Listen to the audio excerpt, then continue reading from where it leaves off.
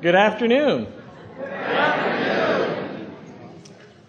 I am Reverend Peter Friedrichs. I have the pleasure and the privilege of serving the Unitarian Universalist Church of Delaware County in Media, Pennsylvania. And we have our cheering section here. And I'd like to welcome you to Cultivating a Culture of Service in Your Congregation. This is program number 349 in your program booklet.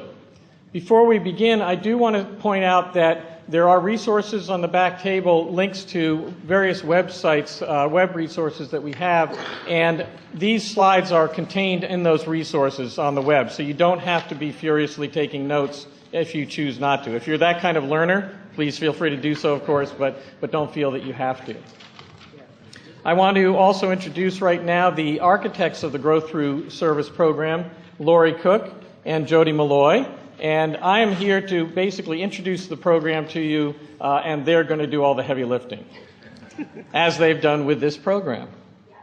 So before we really get into this, I'd like to just take a little bit of a survey about who's in the room. I'd like you to raise your hands if these questions apply to you. How many of you in your congregations have people lining up out the door to sign up for the work that has to be done in the church?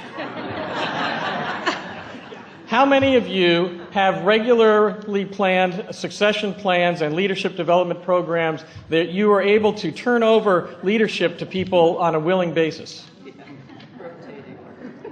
Oh, we have a couple. Excellent. Congratulations. Congratulations.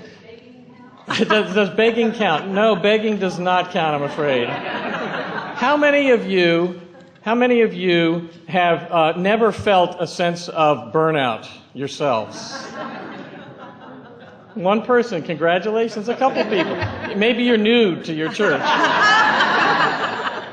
Well, the Growth Through Service program that we're going to be talking about today is meant to address what are obviously very common issues in your congregations. The problem with not having enough volunteers, the problem with burnout, the problem that we always have the same small number of people doing the work of the church. And what we're going to be talking about today is not just the program itself that we've instituted at our congregation, but we're probably more importantly going to talk to you about how this wasn't just a program that we started, but it really was an attempt and is an attempt to change the culture of the congregation around service. And that is probably as important as the program itself. So we want to talk to you about both the program and this idea of changing the culture in your congregation around service. Oh, that's right. We have a little video to show you that we produced to introduce this program to our congregation, and these are sort of clips from that video. We don't have the time to show you the whole video.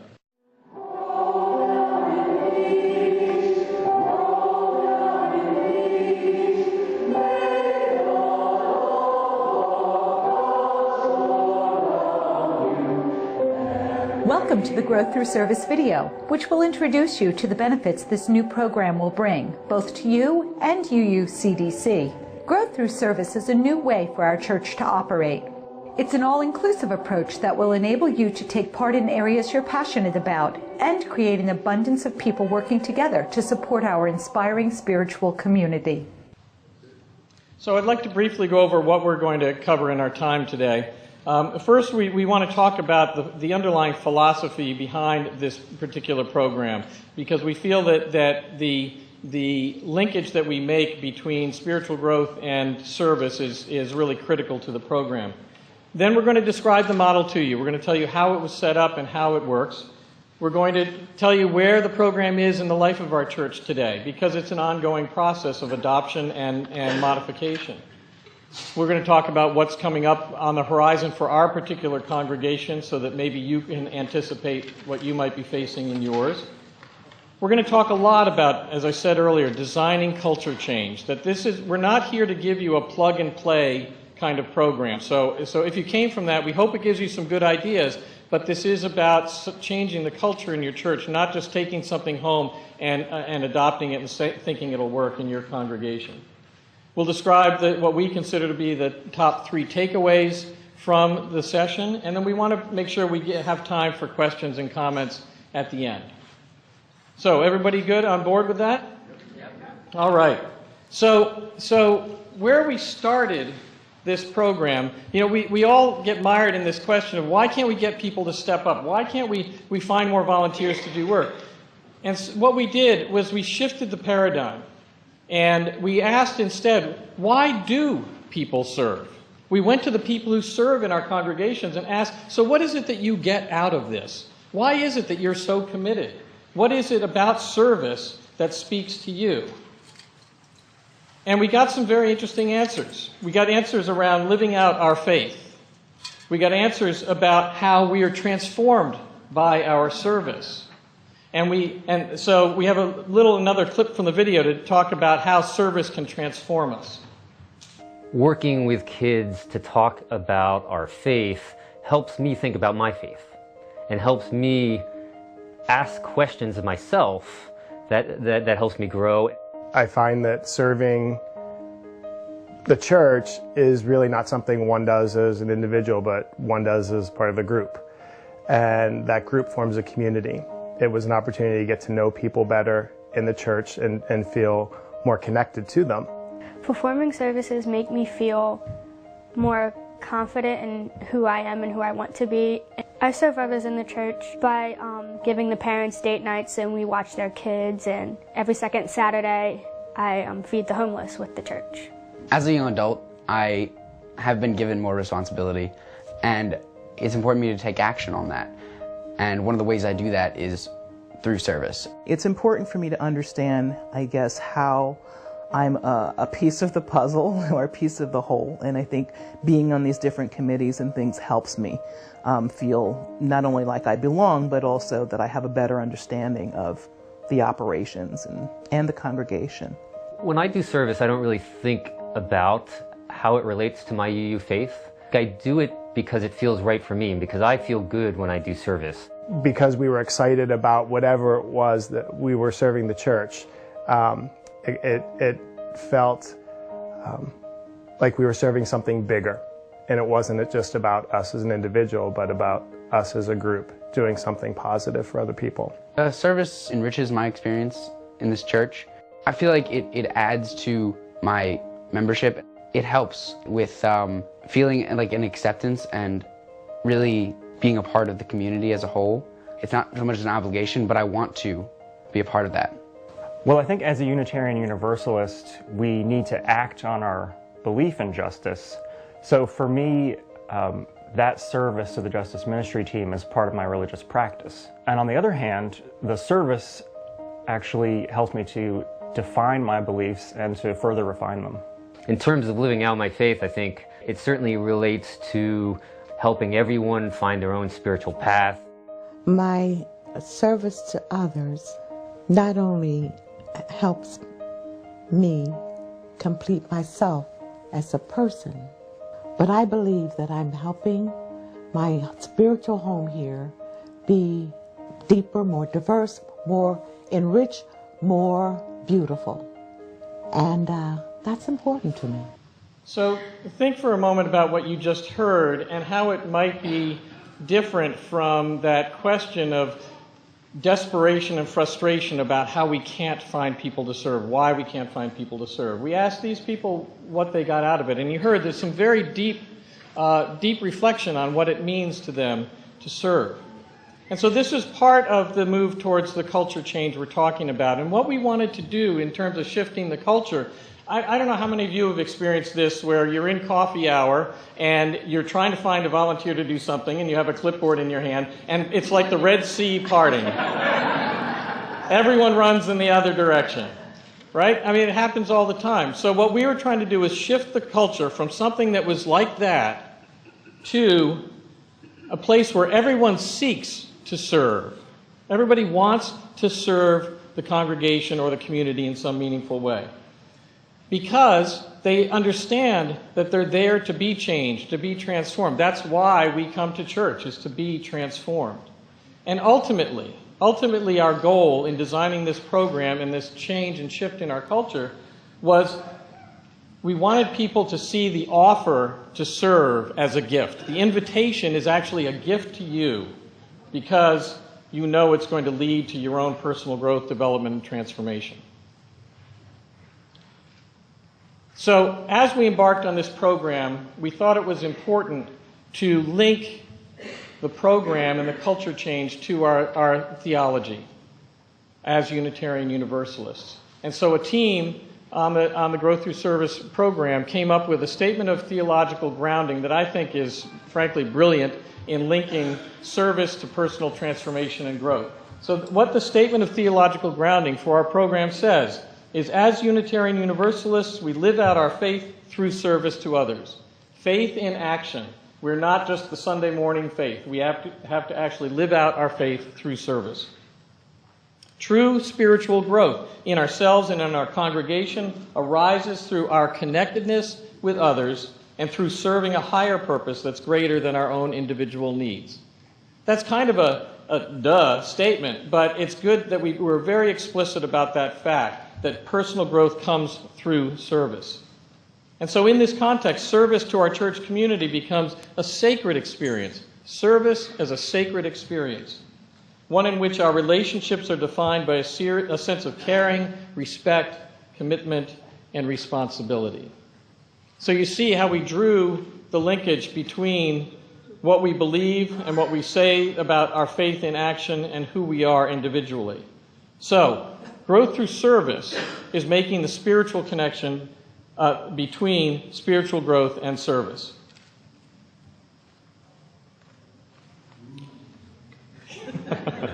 Thank you, Bill.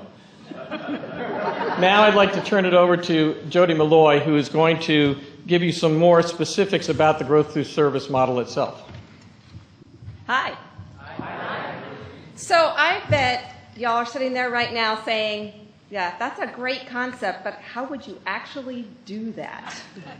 Well, I'm glad you asked. So, the growth through service model is actually a very robust program, and we broke it up into 3 pieces. So we broke it up into sort of 3 distinct pieces. The conversation, the service opportunity, and then the matching process. And we're going to talk in detail about all 3 of these, but first we're going to show you part of our video to give you an overview. A Growth Through Service team member will meet with you, either one-on-one or in a group, whichever you prefer. The conversation will cover both your spiritual journey and the role that service has played in your life. Most people are amazed at what they learn about themselves during this process. The notes the Growth Through Service team member will take during the conversation will be used to identify service opportunities as they arise that may be of interest to you. Over time, the Growth Through Service team will check in with you to see if you have found suitable service opportunities and are enjoying your experiences. For those of you running teams, the Growth Through Service program will make sure you have an easy way to find new team members. Simply capture the information about the service opportunity and we'll post it on the church website for the congregation to see. The many service opportunities across the church will also be easily accessible on the church website. We're making it easy to jump right in and start growing through service. We could start with any of these 3, but let's start with conversations. We recognize that meaningful service, truly meaningful service where we will grow, where one will grow, is very individual. What's meaningful to me is not necessarily meaningful to you. So we wanted to develop a way to understand how each person in our congregation experiences meaningful service. Hence, one-on-one conversations. Now, I know that sounds like a lot. I don't want to lose you here. So hang with us because we made this program manageable and sustainable in our congregation, so we'll tell you how we did this one-on-one process. So our conversations are conversations. They're not interviews. We really frame them as conversations. So think about when you go to coffee hour. Thank you for bringing that up, Peter. You meet somebody, you ask them, so where do you live? How long have you lived here? Where do you work? How did you find church? It's a conversation, right? And what we're getting from that conversation is the person's story. And that's what we realized we needed to find when we were talking to people about what was meaningful for them. We needed to hear their story. Now, our conversations had to have a purpose. So we did put some structure to them. We focused on the members' experience, their story. First, we asked about their journey. So we asked questions like, growing up, did your parents bring spirituality into your house? Was there a point in time when you questioned religion? When was that for you? And where did that take you? All to find out about their personal spiritual journey. Then we focused on service in that journey and meaningful service in that journey. We're going to have you all experience that a little bit in a minute, so I'm not going to go into some of the details now. You'll see it then. And then we say together, we'll work to define what meaningful service is for you based upon those stories, and talk about what fulfills them, what helps them grow. When I say meaningful service, I'm talking about when you're sitting down with someone and they've related something to you with that spark in their eye because it has had so much impact on them. That's what I'm talking about when we talk about meaningful service. And we agree to work together to kind of collaborate to find that meaningful service for them, so that we will do it together. And so there's a together part of this interview. So during the conversations, we are often talking to people who have been serving, and some folks who've been leaders in our congregation who've been serving for a long time and very hard. And this is when we would also say to them, thank you. Thank you very much. And then we say, so are you happy with what you're doing? Is it still giving you meaning? Do you see yourself able to grow still in this position? We hit those questions dead on because we want everyone to meaningfully serve.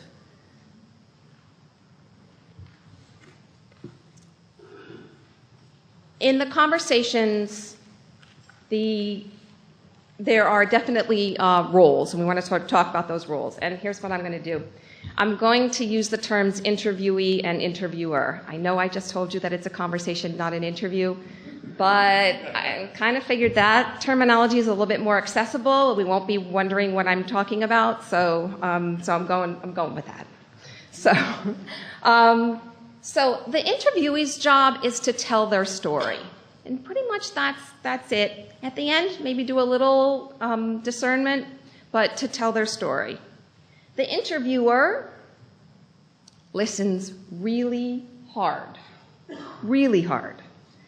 Hard enough that they can summarize back what they've heard. Hard enough that they can glean the characteristics of meaningful service from that conversation. So, what do I mean by a characteristic of meaningful service? I'll give you an example. So a week or two ago, I had a conversation with a fairly new member who, with that light in his eyes, spoke about being a co-chair of an AIDS walk team at a previous employer. And so we talked a lot about why AIDS walk, and he offered very readily why that was meaningful to him. And then I said, why co-chair? Why not just walk? And he said, oh, because I'm really good at getting things organized, and I was able to show everybody where they had to be and how to get there and what to do, and that got our team there, and it was great. Characteristic, organize. So, finding those characteristics of meaningful service is really the purpose of the interview. And it can stop just there, because we can take those away, and we'll talk about the matching process later. We can take those away with us and work later. But sometimes in a conversation, it just works to continue on and actually talk about specific opportunities to serve. if the person who is leading the conversation knows about them and it clicks, if the person who's leading the conversation feels like the person who is who's in the conversation is ready to hear it. So it all depends upon how things are going. So we can go further with it, but just getting the characteristics of meaningful service is the primary goal. Okay, so I said I'd give you a chance to let you experience a conversation. So we have a two-part exercise here. The first part we're calling the story. So we're going to go into that tell me what you've experienced part of the conversation, except for we're going to assume that the journey has already been done, and now you're at the part about talking about meaningful service.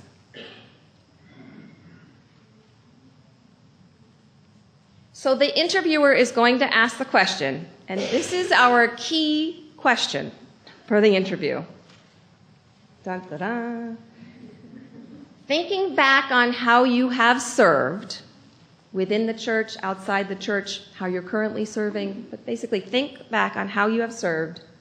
Tell me about a role that was particularly fulfilling, and why was it so meaningful to you? So the interviewee in this exercise is going to answer that question. So here's what I got to ask you. Given that you are all in this room right now, I'm sure that when someone asks you think about a role, you have to think like books and books worth of all of the roles that you've done. Up one arm, down the other, whatever. And we really want to spend our time in this exercise actually doing the work rather than thinking about where we're going with it. So I'm going to ask you to pick the first one that comes to your mind. It'll work. I promise it'll work. So the interviewer, after you ask the question, you're going to listen hard, and you're going to use the handy-dandy pencil and paper that we had for you at the front desk there. And on the back, there's a place for you to write down the characteristics of meaningful service that you hear as the interviewee tells you the story. So we're going to give you 5 minutes for that part, not a long time, so you have to be concise. And then in the second part, the interviewer is going to lead the discussion. So the interviewer is going to summarize what has been heard, and then ask the interviewee to validate. And then provide an opportunity for the interviewee to give feedback. So kind of, this is what I heard. Is this right? And is there any more to add? Okay. So I'm going to ask you to please pair up. Somebody pick to be the interviewee, somebody pick to be the interviewer. We'll hit the chime. You'll have 5 minutes to tell the story. Other than, yeah, you're all done. Other than the fact that you did not have enough time to do this, how was this? So interviewees, did you find a story pretty quickly? Did you feel heard? Yeah? And interviewers, were you able to identify characteristics? Yeah? And can you imagine how we could use those characteristics to find service matches? All right. So I want to tell you just a few logistics about conversations, things that you're probably wondering. Conversations take about an hour to an hour and a half. We do them mostly one-on-one because we want that one-on-one experience. However, not all. We do couples. Couples are really fun because sometimes people are not as forthcoming as their partner might be about them. And so it's like, you didn't mention this, you're really good at this. Oh, yeah, okay, that's right. So, and we're working now on doing group one-on-ones. Picture going into a small group ministry with a team of conversation leaders. And we start out with an introduction together. We all split off into one-on-one conversations. We come back in and we process the experience all together as part of a small group. So So how do people get into conversations? How does that happen? We have general sign-ups. We actually have a form on our website, and we sign up during coffee hour. We also do targeted. So we targeted our leaders. We targeted people who had joined in the previous year. So we also do targeted invitations. And finally, the results of the conversation are entered into a system. We're going to talk more about that, but we do capture it, but it is confidential. So only the Growth Through Service team has because it's personal experiences and personal journeys. So, okay. So sort of to summarize it all up, the power of the conversation. Well, these conversations are really powerful. Why are they so powerful? Because they focus first on the individual journey. So they focus on not just a person's individual journey, but their understanding of their own individual journey. It helps them to clarify their own individual journey. It can serve to remind what is meaningful. Somewhat of a spiritual awakening, maybe. And at the same time, it is building relationships between the interviewer and interviewee, which builds relationships because now I know this person and I can introduce them to this person, and it's just building relationships. And finally, it takes the relationship one step further into covenant. So we say at the end, I am going to work with you to find you meaningful service. Let's covenant, let's promise to do this together. You are not alone. We'll walk this together. And then we also are asking for that covenant from the person who's in the conversation. So we're asking them to promise to create the spiritual practice of searching for meaningful service. So the covenant of the conversation is very powerful. And finally, the conversation is a continuous process. This is not a sprint to interview every member of the congregation as fast as we can. What we've set this up in our congregation is as a 2-year continuous process. So over 2 years, we will interview everyone in our congregation, and then we'll start all over again. It's part of who we are. It's putting it into our DNA. And the conversation 2 years from now would kind of be something like, so, how's it been going for the past 2 years? Have you been finding meaningful service?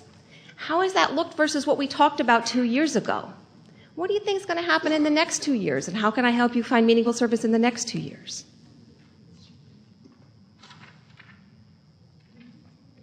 Okay, so that's conversations. I'm going to bring up Lori. She's going to talk to you a little bit more about the other components of growth through service. We're around 200 congregants. We're up to 75 now, 275. Wow, excellent. But it'll take about 2 years. So, hello everyone, I'm Laurie Cook. It's my first GA and it's been great. Are you enjoying it? Yes. Oh, it's amazing. It's absolutely amazing. So what I'm going to talk about is starting to get into a little bit more detail. Jody talked about the ability to have these conversations. So service opportunities. Service opportunities really are the collective way to take the work of the church and put it in such a way that we can have shared accountability for what the church is doing because we're doing it. And by doing that, we take turns. And that's the thing that's so important. It's not one person doing everything and getting disgruntled and not wanting to take something else because they know they're never going to get off of that one either. So the service opportunity is really important. You may think about it like a job description. When you have somebody, there's a role, you need to fill it, and here are the pieces of what this job looks like. It's much more than a job description. This is an opportunity to feed people's passions, to feed their souls. It's a springboard for spiritual growth. So if we can find the right person for the right service opportunity, and we nurture them, and we can make sure that we put a time limit on that so they're not afraid to take that opportunity, we really can have a way that service can become a key component of the spiritual growth of the church. Service becomes an intimate part. So here's an example of a service opportunity that would be on our website. This particular one is for a music ministry committee. You see the typical things, you'd see the title, the description, but what you start to see is a service term. We commit to what this term will be. We talk about the skills that would be needed. We want to make sure this is a successful experience for everyone. If there are training pieces that are needed, we want to make sure that we can provide that. So whether it would be a manual, it might be someone who's already in the role that agrees to stay on and coach and nurture. The most important thing, though, is that we need to make sure that we can put in this service opportunity, what is this service opportunity going to enable you to do? We want the service opportunity to enable someone to grow in their own spiritual growth.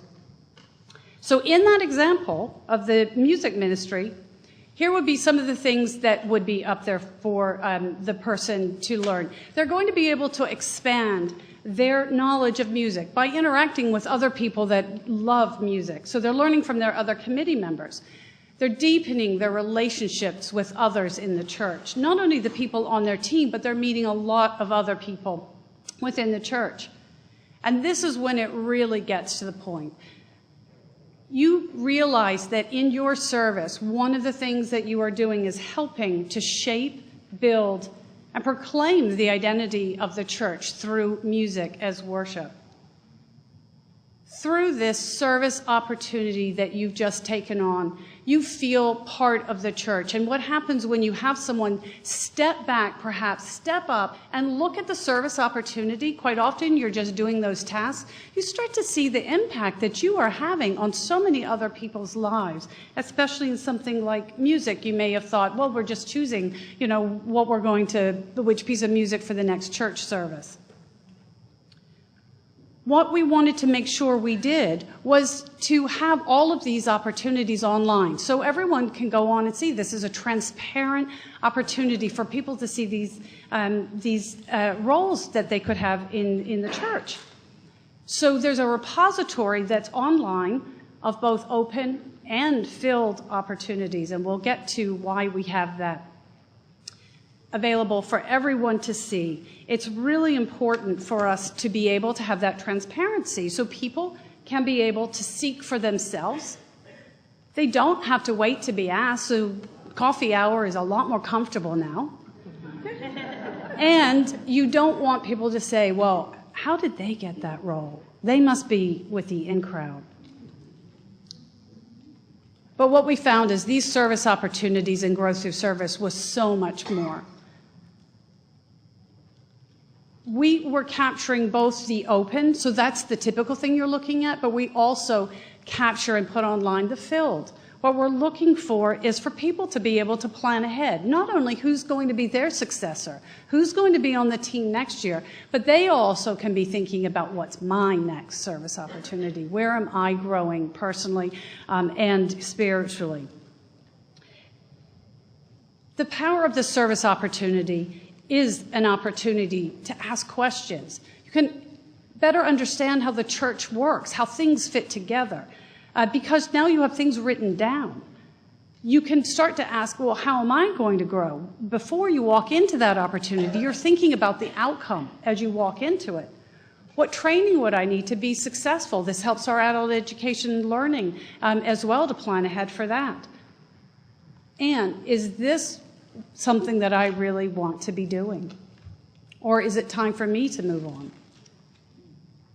Our biggest aha was we could reimagine the work of the church. So instead of just who's the next person in that's going to fill this role, we could start to look at, well, why are we doing it that way? Maybe we could do this differently. Maybe we could, and the maybes start to really energize people, and it is an opportunity for the church to become even more powerful, productive, and effective. So now we've had the conversation where people have had that discussion with someone, where we've identified the key characteristics. Now we know the service opportunities that are open or will be open in some period of time. And now what we want to make sure we can do is match those people together. So you have someone who's saying in their conversation, meaningful service means to me. You have someone over here who has the open opportunity and says, I can offer an opportunity to serve and grow. Put those together, and what we are doing is matching. We are doing that matching. So our infrastructure through growth through service is changing the culture for people to feel they're all part of it, but it's also making it very, very easy for someone to find someone to take a role, who's willing to take the role, and the person who is looking for how they can get more engaged into their church community to become more engaged. So there are a lot of paths. How does someone find a role? Variety of sources. It could be the member finds it online. It could be they're talking to a growth or service team member, etc. It could be the church leader who has the open opportunity, who says, oh, I know someone because of their personal connection. Or it could be through this process that we've got, the growth through service team. We don't care how we're finding people to find the right roles. The important thing is we don't want to get in the way through process or infrastructure. We want to make sure that we are embedding this into the culture of our church community. So as Peter and everyone got quite a chuckle of it, because obviously it hit a nerve, that ask is a tough thing to do. And what we're trying to do is make that ask a gift. We need people to be thinking that when they ask someone else, so when that team leader has a conversation with another church member and describes that opportunity that they have and why that person is the best person for their opportunity, you know it's much better to have somebody come up and tap you on the shoulder than have an ad in the newsletter. How many people, that someone else will take that job when you read it in the newsletter? Somebody coming up to you personally that you've been identified as a match for me. The way we're putting this into place, the person who's taking on the role has such a positive experience, they're going to be thankful to the person who chose them and asked, and not run the other way like the parting of the Red Sea. So the growth through service team member is the one who goes to the person with the role and says, here's the person, here's Sally Joe, who will be able to really is a great match, and this is why, etc. But it's the person with the open opportunity that goes to Sally Joe and says, you are the person that we've been matched. This is why you're the perfect person for this, so they can see they truly were chosen. And then what happens is the growth through service team member, though, stays in touch because we do have multiple matches sometimes. We have multiple people to put forward to someone with an open opportunity. And now the problem is, who do I choose? I don't want to upset the other person, so we make sure we help them to choose the person, and then we make sure that person who wasn't chosen finds something very quickly so they don't feel that, waiting for a role to come along. Once somebody puts their hands up and says they're willing to serve, you want to make sure you find a really meaningful place for them to serve. So the way we do this matching is we get together once a month, the whole growth through service team, and we review the recent conversations and the open positions. And we use reports from our database to make sure that we've got that to hand. Nothing can replace the human knowledge and the way we can match those subtleties, but it sure helps to have some reports printed out because you can't remember who did you have a conversation with and what did they say. So we've got those reports to hand. We make them potential matches, and then we assign someone to reach out to that person with the open opportunity to say, here are the people that we think would be the right folks for you and why. Then once that match is made, we make sure we go back into the record and say who was made, what match, at what time, so that we can keep that all together. Apologies for not moving through that fast enough. So we meet monthly, we match the conversations, we have the reports, the assignments are made, the records are updated, and then we move that service opportunity to the filled list. So it's very clear when something was filled. But we're always thinking ahead. We're looking for that succession planning. You've got to be thinking the next step down the path. It's really important to do that because this is the future talent of the church. So you want to make sure you're nurturing, you're perhaps putting them in a role or two before they even get to the role you're really seeing them ready for. It's important to make sure we do mentoring. So we're thinking along the way about how to mentor, who to mentor, to make sure that that's another way to stay engaged and integrate your church community. We also, as Jody said, as they're having a conversation, we test, are you ready to move on? Are you still happy, etc.? So we're always making sure we keep, finger on the pulse for that and ensure that those term limits are set. And we want really to do this on every single role. This is not just about the board service that has a term limit determined by bylaw. This is for every role that you should be taking on. It provides that assurance. So we did have some successes. We've got too many, so I'm just going to raise up 2 examples to you. One was our property chair. So a conversation had taken place with someone who wasn't in a leadership opportunity role. But they had identified that they were interested in property and this important area of the church. But they hadn't had a leadership role. And the person that was currently in the chair role, he'd been on there for a while and wondered, is he ready to step off of it? So a conversation was had with the chair and said, we've got someone, how are you doing? He said, I'm not ready to step down. There's some things I really want to get accomplished. But what if in a year, we get 1 more year? So what we did is we took the new person who hadn't had a leadership role, matched them up as a deputy, a co-chair, so to speak, so they could learn and grow and, if you like, apprentice with that chair. So in a year, then that chair can feel really good about leaving everything in order and having somebody really great who's learned under their tutelage. And that worked out really, really well. We also have a number of folks where you need somebody to add something to the bake sale or put the chairs out or those kind of one-off things. Some people, that works for them. They can't take on a long-term opportunity. So what we did, instead of every single one of these smaller roles putting that into the system, we put one role in the system that talked about these single opportunities. People then have a list when they say that matches for them. We keep a list of those folks, and when anybody needs someone, we've got the list. There's a go-to person just for those one-off kinds of roles. And that has worked out very, very well. The outcome is joyful service. And that is our goal. And if something's not working and that isn't the outcome, we need to address it. We have to really stay vigilant for that and keep going. So in today's church life, I'll tell you about the teens now. So we've got the people having conversations. We have people that are doing the service opportunities. So how does this work? With this team, we have 3 major areas of focus: the service opportunities, conversations, and then the leadership of the team. The conversation team has 5 members on it. They're the ones who schedule and conduct the conversations. They capture those notes in our church website. We have an online form, very simple for them to fill out what they heard during their conversation.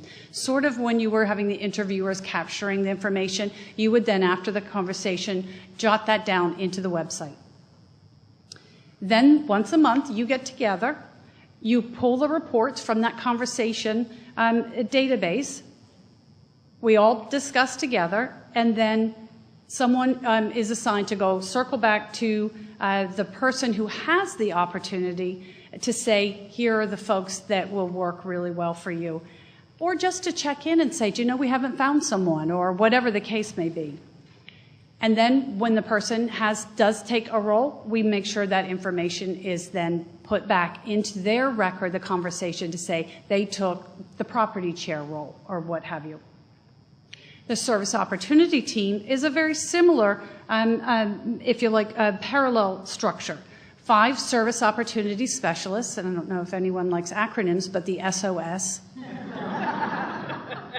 They're the ones who are assisting. So what we do is we assign all of the leaders in the church, have somebody assigned to them. So we check in with them as a service opportunity specialist to talk about what are your opportunities, what's available, help to make sure that those things get documented in an online form. Super easy to do. If they can't do it, don't want to do it, we do it for them. So we make sure all of these things are getting into on the website, again, so everyone can see that. One of the major things we're doing is just reviewing it for clarity. When it's your team, you feel like everybody knows what's going on and you identify that role. We need to make sure that the role is really clear, what the person's walking into, and that helping them get to how does this really enable spiritual growth. That's probably the hardest thing for people to sit and go, now, what would that be if they're just putting chairs out? Well, it's not just about putting chairs out. It's much more than that. And we have that conversation and coach and guide the folks with the open opportunities to be able to get to that point. And that in and of itself is starting to embed a culture of thinking more carefully and closely about what it is you're doing, and that's what's going to help them when they do that ask. Participate in the monthly matching meetings. They pull the reports from their repository where they've put the service opportunities online. They circle back to the leader, and when it's filled, they put the name in that service opportunity. So we've got the opportunity in the person's conversation record, and we have the person who took the opportunity's name with the service opportunity, so we can keep everything matched up. And then there's the leadership team. That's Jody and me. And what we do is drive the process. We split the responsibilities. Jody focuses on conversations, and I focus on service opportunities. We help lead, mentor, and train folks. If someone is ready to move on, we help them move on, and we bring in the next folks and train them, and it works quite well. We also are that interface with the Board of Trustees and the key leadership, and especially Peter, to keep him apprised of what's going on in the church. We drive the monthly matching meetings, and we're the ones managing the communications. Again, this is about driving change in the organization and culture change. You cannot communicate enough. We've done a lot. We've created a lot. We've designed a process, we've designed a system, we've designed forms, we've designed a newsletter, we've designed videos, we've designed a little bag that people can take into a meeting that has the video and forms and even games to explain to different committees what growth through service is. We talk about every congregational meeting, but we've got a long way to go still because we want this to be a more than amazing thing, and we are so happy we can share it with you now. Even though it's not, we still have more to go. Here are the rest of the things that we want to do. We want to continue to have more sophisticated leadership development offerings, that it has a plan for what it is we're going to do, who needs to do it, and we need to start out earlier. So when we go to UU 101, you've got new members coming in, we want to make sure they know all about this. They know that there's a leadership journey path for them that's going to directly connect to their spiritual growth. We also want to streamline the technology. We're using what we've got. We would love to be able to have something more sophisticated where it was a one-stop shop. The members' record in their church database, we'd love it to all be there, but it's not. And so we've got it in different places and we work with it, and it's all working fine, but it's through the dedication of our wonderful team members. And we also need to measure, assess, and improve. We've got to keep looking, how is this going? We've got to make sure people understand what we're doing, why we're doing it, and that it's working, or else this really is not going to get embedded in the fabric of church life.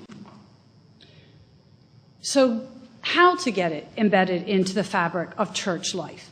You've heard about how GTS was developed and how it's working, but we do need to step back and talk about how we change culture and how you can have your church embed this culture change into your church and see the results that we're seeing. So I'm going to ask Jody to come back up and talk about the culture and how designing it purposefully and intentionally in your church will work. or can work?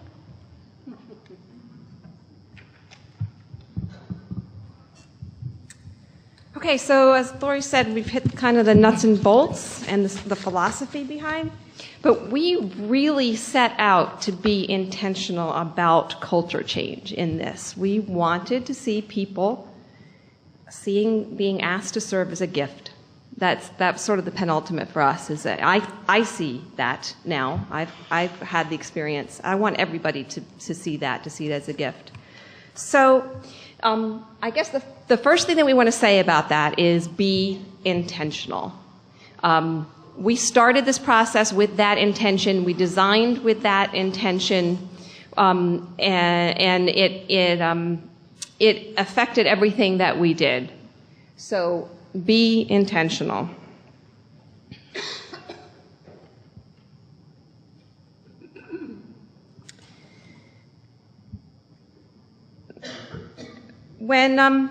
When you read about changing culture, a lot of times you read about the power of the story. And I think throughout GA we always hear about the power of the story. And they say that to use a story to create an understanding, to create an understanding of what it is that you're trying to change. Well, our story was that we grow through serving, right? And that folks should seek growth through serving. But we didn't need to create those stories. We just needed to tell them. We had the success stories already. We knew that there were people. We had talked to our leaders. We knew that there were people in our congregation who had grown and could see that growth through serving. So we told it, and we told it over and over again. We told it in newsletters and videos. You saw the video in focus articles. We told it over and over again. And we realized that it couldn't just be us telling that story.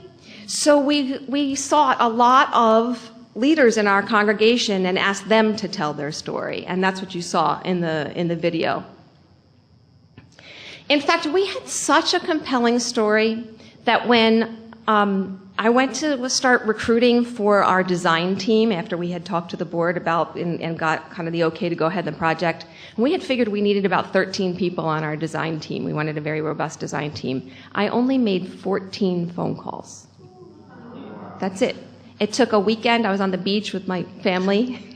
And 14 phone calls for 13 positions because the story was compelling. Secondly, the literature talks a lot about motivation and finding motivation as being key to culture change. So you might think that motivation would be just that we need more people, right? I mean, except for we've needed more people for a long time and we still don't have the people, right? So we took a step back and we said, what really is it for us? It's our faith. That's what our motivation is. We took a look at this challenge from the perspective of our principles and from our mission statement, and we created a very clear and concise link between this change and living out our faith. We did that, which you saw in the statement of theological grounding, so people could have that to hold on to. Another thing that you'll see in the literature is all about engaging leaders in order to get culture change. So, the leaders need to understand the story well enough. They needed to be cheerleaders. They needed to really have ownership of it and also be on board with the resource allocation that it was going to take in order to do something like this. We were really intentional about getting our leadership on board.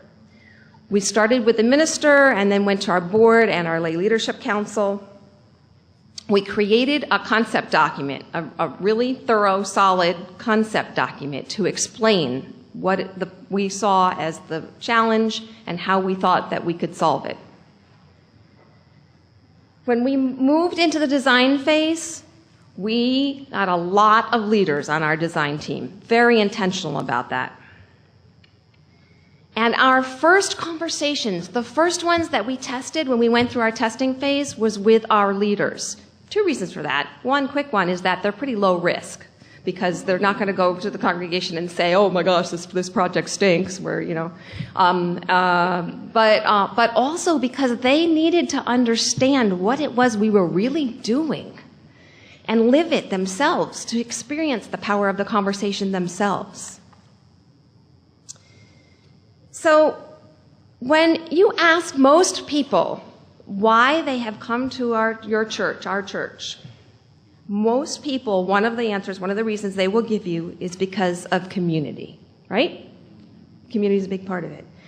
And people want to participate in things that build relationships. People crave that. Growth through service builds relationships. We do it one-on-one. We do it together in the covenanting. And we also, when we set out to design this program, decided we wanted to be really inclusive as we could possibly be. So we actually set one of our design sub-teams. We called our multicultural, multi-generational team, and we asked these folks to give us direction and to review all that we were doing from a perspective of inclusivity. So meeting people where they're at is really important. Many of our leaders were already thinking service is a gift, and many of our members hadn't even stuck their toes in to serve, and it hasn't become an important part of their life. There is an entry point for everyone in growth through service. So new member through board president, at any point in the service life cycle, so it's before you've started serving and it's after you've been serving for 20 years. Either anywhere along that life cycle, it works. We designed a program that allowed people to enter in if you were a self-starter and you're self-initiating. You can sign up online, come on in, have a conversation. Or you could be, need to be asked. You could be somebody who needs to have the ask, needs to be invited.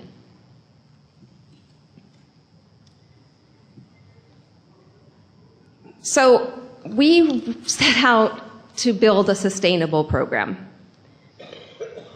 I told you before we said it was a marathon and not a sprint, that we were doing conversations with the entire congregation over a 2-year time period.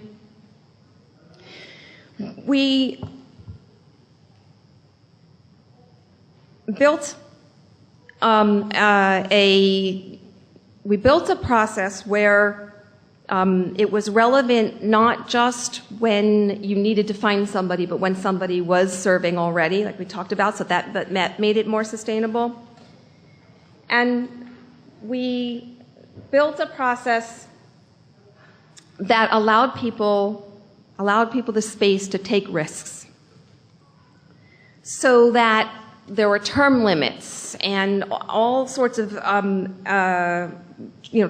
training and all sorts of mechanics, so that people can take risks and know when things are ending and be successful and find success. The other thing I wanted to point out was that we built something with a manageable workload. Now, we mentioned before we had a congregation of 250 people. So when we figured out how many people we needed in the team, we figured it out so that each conversation leader would only have to do 2 conversations a month. That's it. 2 conversations a month. It's doable. It's not overwhelming. And the last thing I want to say is that designing for culture change takes time. Now, we are giving you a lot, and we have a ton of information on our website for you to go and grab all these individual pieces. We're giving you a lot. But if you want to design for culture change, if you want this to be a culture change, you still got to go through all the steps. We truly believe that. That this is the success that we're having is because we've gone through all the steps with this intention. So it took us about 6 months to put together that concept document and to take that to our leadership and to kind of get the go-ahead. It took us about 6 months to design the concrete pieces of it. How is this going to work? And it took us about 6 months to test and change again. And throughout all of that, we were working on the communication and the education over and over and over again. So that's what we did to design Grow Through Service as a catalyst to affect culture change. We believe that these principles can actually be used in any project where you really want to affect culture change with a project. All right, Peter's going to wrap us up. So before I give you just what we think are the important takeaways from this program, I want to publicly thank Jody and Lori for all the work that they've done in our congregation to create this program. This is a brainchild that's been in process for a long, long time, and it is just coming to fruition and it's making meaningful change in our congregation. And I'm deeply grateful as the pastor of this church that they have committed the resources and personal time and effort that they have, and I just want to say that publicly. So thank you, Jody.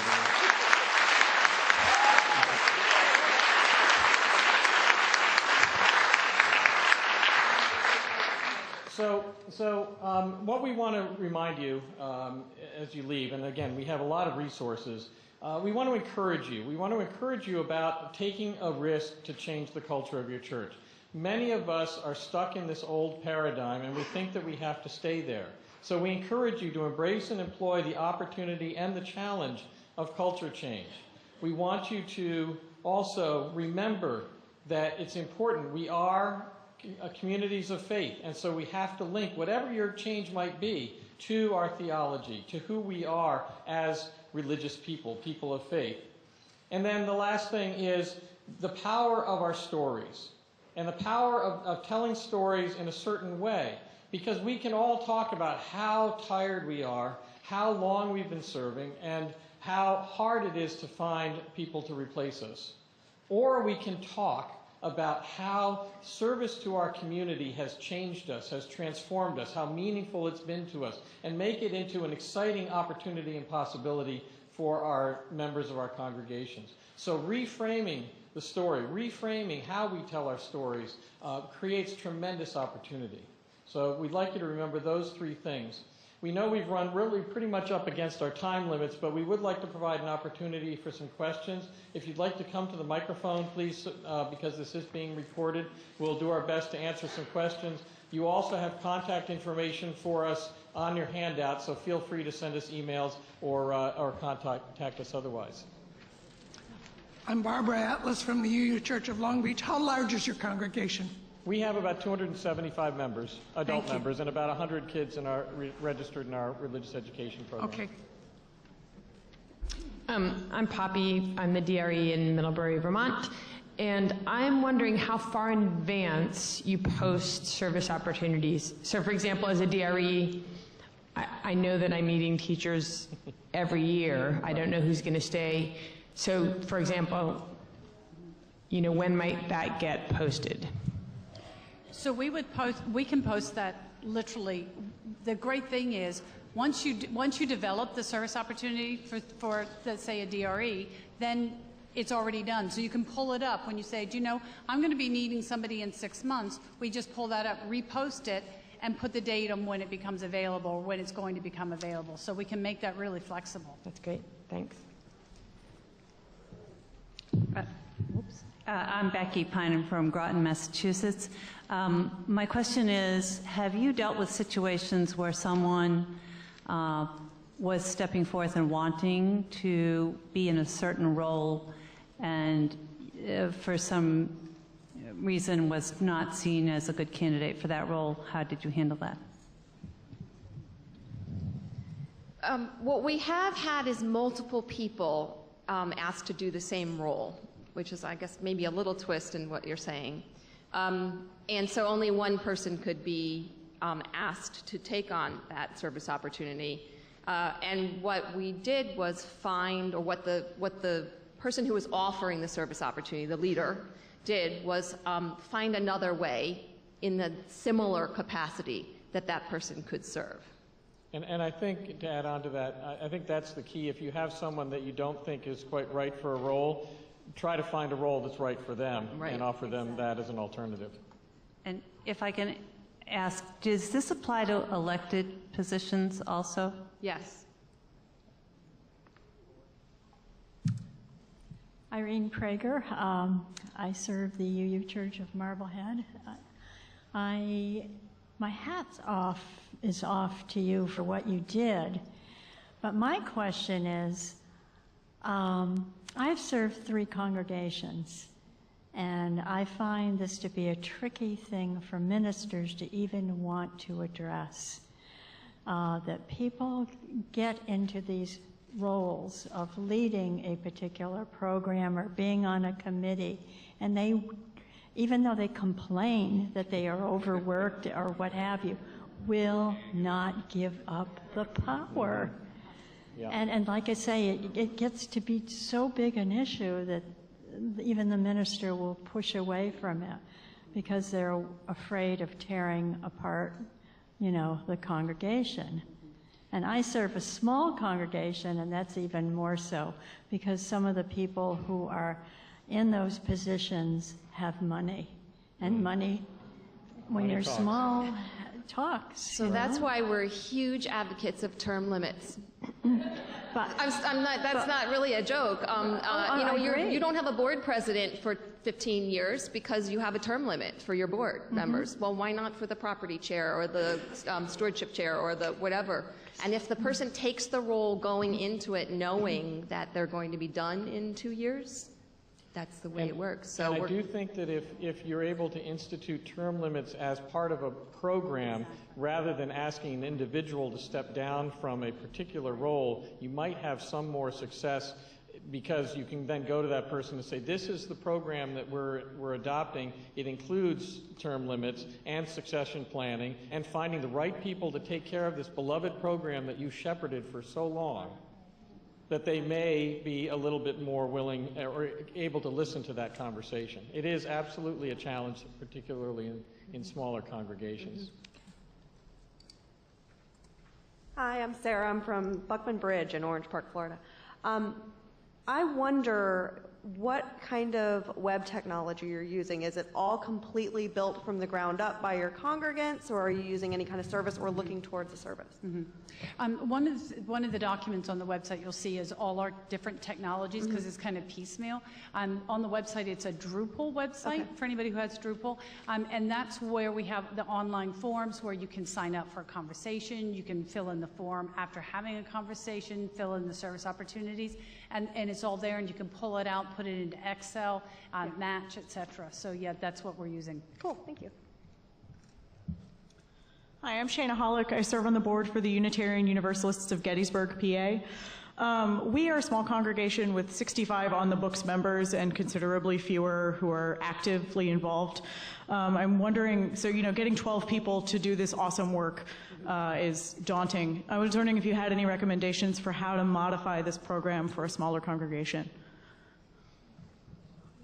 That's an unfair question given our time restraints, but Well, so what's gone through my head right now is the implementation team, I think, is fairly easy to tackle that because we needed as many people to do the conversations in order to face by the number of people in our congregation. And we need the number of people to do the service opportunities because of all the programming that we're doing because we are a bigger church than you. So we have probably I would assume, have more programming that we sustain. The trickier piece would be the design piece. And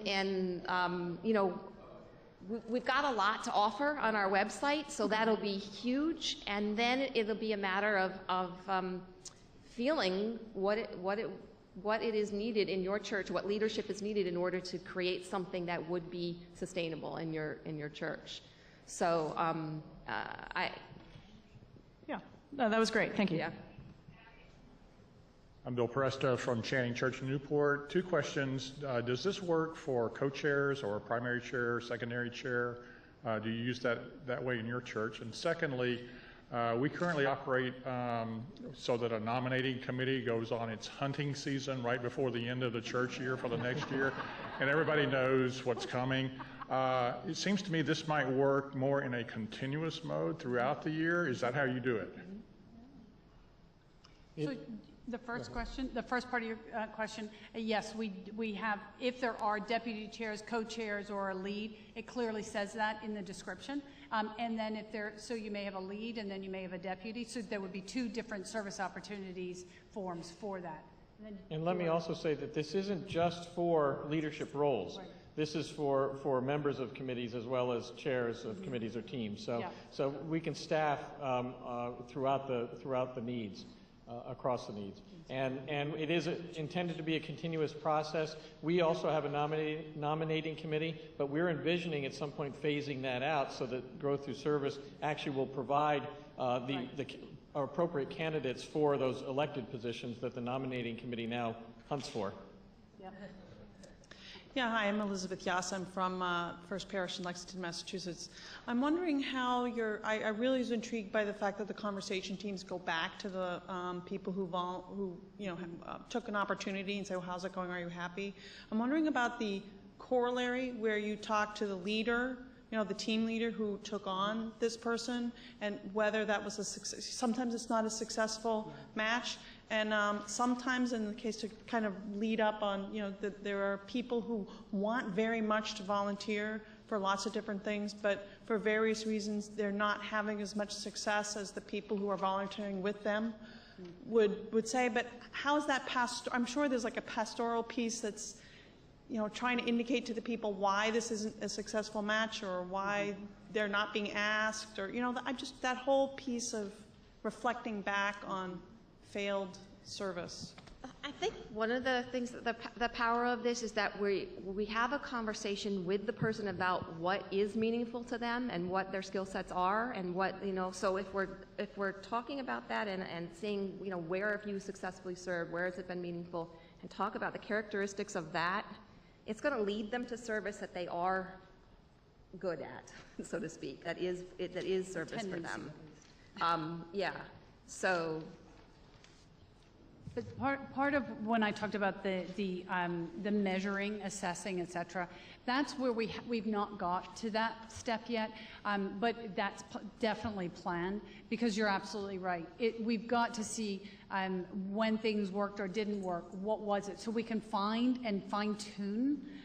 So that we can be more successful as many times as we possibly can. This is a human nature situation. We're dealing with humans, so you're always going to have things that don't work out. It might be down to team dynamics, where it's a great role, it's the right thing for them to do, but they don't get along with the team lead. And so we do need to step in, and we haven't got to that point yet. But you're right, good thinking. Hi, Patty Hanneman, Hillsborough, North Carolina.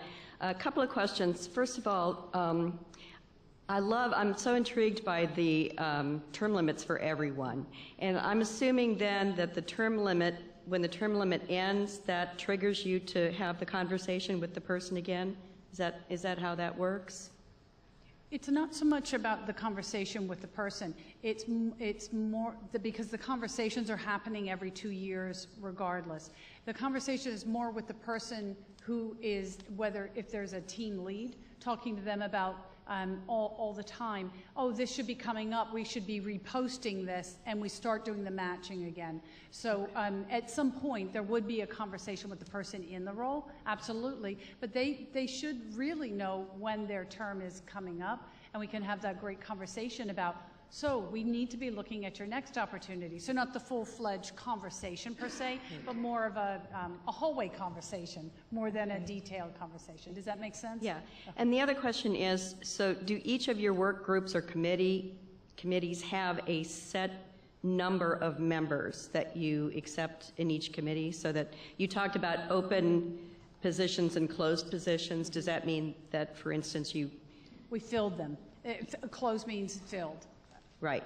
So your membership committee, for instance, would have 6 openings, and once you close all 6, no one else is joining the membership committee? Am I understanding that right? We're not that specific, and if we find someone who has a particular affinity for, or talent for, or desire that for the particular kind of work, we would certainly want to try to offer that to them. So we don't know. We don't have. We're not quite that strict in the structure. No. We would write in the service opportunity if there were multiple roles. It would clearly say how many roles were open. But if we had more people interested and they were needed, I think we would absolutely fill more than that number. Hi, Stephen Rainville, Burlington, Vermont. I'm thrilled at what you've come up with, because this is a struggle that probably is why we're all sitting here. We're at this place where we've been dreaming and scheming about succession models and how to make these sorts of things work, and whether or not to have a membership coordinator, director, hired position, or what, and have just foundered, and floundered with that over and over again. So bless you. Thank you. One final, we have trouble finding people to do coffee hour, the coffee, and so do you have a service opportunity, and what is that called? and what is that called? There's a coffee lady. So what is it called? Service opportunities for hospitality. Hospitality. Hospitality, and is it for 2 years? So the same person is making coffee for 2 years? No. No. No. So- We have, our model right now is that we have a couple people who organize the coffee service, getting How do they get the in. people to serve? I rest my case. Not easily. Hi, I'm Lynn Hepler from Prairie Circle UUC from Grace Lake, Illinois. What are the inducements to participate in the conversations? You say you have these conversations with everybody, but I could see there might be some shy people, recalcitrant people, whatever. No, I'm sure they aren't that. So what are the inducements? How is that enforced, I guess, is basically what I'm asking. So people are at totally different places, as we can imagine, about whether they want to have a conversation. Some people hear what we say, what we said to you, what we say in our video, and they're sign me up, and they're right there. And some people sit there and say, I'm serving already, I got enough, I don't want to talk to you. It's, again, conversation and story. We talk to people at coffee hour. We talk to people and we say, do you know about growth through service? We'd like to have a conversation with you. Oh, I'm already up to my eyeballs. Well, great, let's talk about that you're up to your eyeballs. We want to know, is it fulfilling for you? Is it, whatever? We still want to, and everybody who comes out of a conversation says, wow. Everybody, the skeptics, the new members, the leaders, or whatever, everybody comes out and says, wow, that was really great, thank you for that. And those stories are being heard, too, which is incentive. And we don't connect the conversation to service, meaning a job. We talk about the conversation to better understand you and your story, and we're listening. If you talk about it that is connected to getting, we're going to give you a job, people aren't, that's not going to be a great incentive to step up to do the conversation. So they are separate things. It's the matching that brings them together. And to be honest, there are some people who are not going to want to enter into a conversation. Yep. And so we've been intentional about, I hate to use this phrase, but approaching the low-hanging fruit. So newer members, leaders, existing leaders in the congregation, and that's where we're starting. And over the 2 years, we're going to get to a place where we've interviewed all the people who are willing and interested, and then we have to do a little more cajoling and a little more prodding, and we'll face that when we come to it. One of the other things Bill is one of our conversation leaders. But Bill, you need to speak Bill, to the mic, come up to the mic, please. So one of the things that's helps out with people that are overburdened by their contribution to the church is in this conversation you're talking about what they're doing in their life, how old their kids are, what their obligations are, and within that you better understand what the context of their service is and help them to appreciate where they are, and the fact that we've said it any number of times that given the circumstances you're not going to be in a position to help out this year. We want to know that. And then we want to be able to get back to you later on. Thank you. Thank you, Bill. So we'll take one more question, then we have to wrap it up. I hope you're all planning to go to the service of the living tradition. Go ahead. Don Roberts, UU Church of Brevard, Melbourne, Florida. I'd like to go back to the beginning. I'm sitting here saying, okay, let's see if congregations tend to like status quo. How did you get them to democratically adopt the program? We didn't. We didn't. This is not a program that was adopted through any kind of democratic process. This was a process that we developed as leaders of the congregation and rolled out through, as you saw, a very elaborate educational process, and that took a lot of time to get people on board, and we instituted it that way. This is not the kind of thing that we put to a vote. So I assume that not everyone in the congregation is involved then? Certainly not yet, and we hope to involve them over time. Right. As you say, culture change. Right, exactly. Right. Thank you all for being here. Thank you for your interest.